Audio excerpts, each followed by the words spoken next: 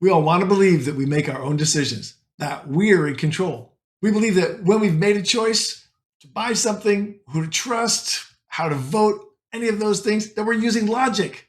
But you're being deceived by your own brain. Studies have shown that decisions are made in the mind before we know they've been made. That up to 10 seconds before, you've already made the decision in your mind, and then you think you made the decision after that. How does that even work? In this incredible study done at the Caltech Neuroscience lab, they came up with the understanding of how the brain is actually functioning in a way that's totally different than the way we used to think the brain functioned. And the study is called New Insights into Neuroscience Behind Conscious Awareness of Choice. And here's what they said. Several studies have shown that brain activity indicates what a person will choose before they're consciously aware of the choice. In other words, it's a super provocative finding because the implications of how we think and how we think about free will and our brain activity and how it produces choice is radically different from the way we thought things were working in the brain. To examine this phenomena of the subconscious mind and choice, the team worked with the participant to measure her brain activity as she made decisions about movement.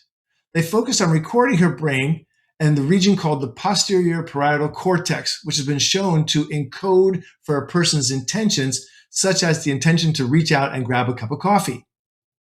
In other words, what they're doing is they're saying, where in the brain does the activity initiate when you decide to do something like go grab a cup of coffee? Where does it come from, right?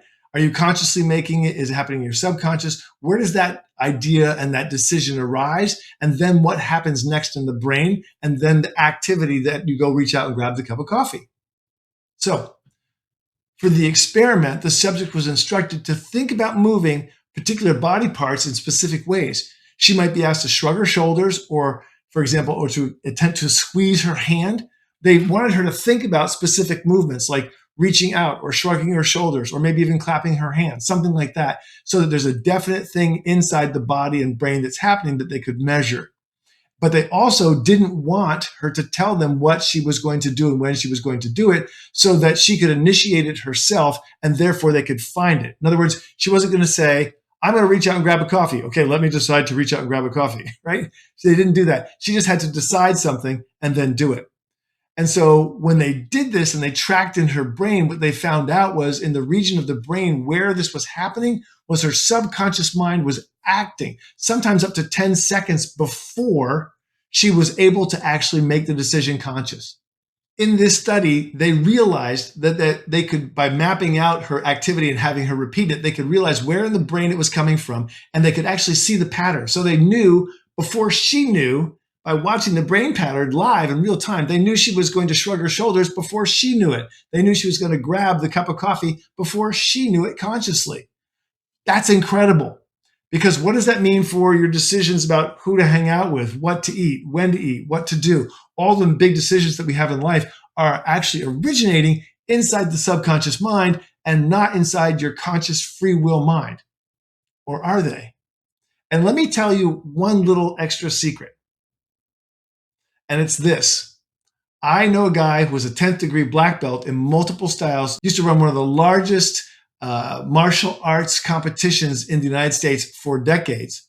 And he was so experienced as a judge that he could see two different martial artists, black belts, for example, walking into a ring, and he could tell you which one was going to win, and he could tell you how he was going to win and how he was going to strike the other opponent by just watching him.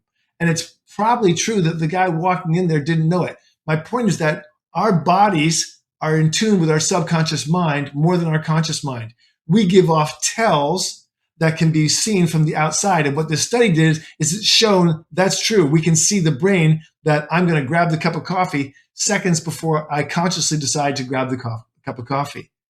And so this is a wild scientific proof of what ancient masters used to already know. So what does this mean for free will? Do we have free will? Is our free will a conscious idea? Or is our free will generated by our subconscious mind, making us grab or shrug our shoulders or get the coffee or go get something to eat before we even consciously know we want to? It's a big question, but then you have to ask yourself, who are we? Am I also my subconscious mind or am I only my conscious mind? And of course, we know the answer is both. We are both. So what does it tell us? what does this mean for our ability to improve our free will, for our ability and our capacity to be more agentic? In other words, to do what I want to do, to be who I want to be, and to have what I want to have in my life. I think, and I would posit to you to search this further if you want to, but I think this. I think that what happens is we need to curate our subconscious mind better. What does that mean? We have to understand that our environment, who we hang out with, what we do in our lives, what we read, are we scrolling through lots of nonsense and crazy noise? Are we being careful with how we protect our mind from all these other influences so that we are clear, we're focused, and we're calm in our mind? So things like better sleep, meditation, exercise, good diet and nutrition, these things optimize your brain. And when you optimize your brain on the whole, you're optimizing both your conscious prefrontal cortex brain and also your subconscious mind. And that's going to give you the best option to have your free will not be driven by your subconscious only, but to match your conscious mind so you are in sync with all of you. Now, hopefully some of this is new to you. And it's not really new to me because I'm a double certified hypnotherapist, a longtime coach, student of psychology, and worked with neurolinguistic programming and other tools. The key here is that I help people change their interior subconscious mind all the time. And I do that myself with my own self-hypnosis and with curating my environment and everything else, just like I've suggested to you here today. If you like the idea of doing more of that for yourself, I've created a free 2-page guide down below called Change Your Mind, Change Your Life. Just go grab that, enjoy it, and then you're probably gonna have some questions. So if this was helpful, please give us a like, give us a subscribe. That helps the algorithm find us so other people can learn what you've learned here today.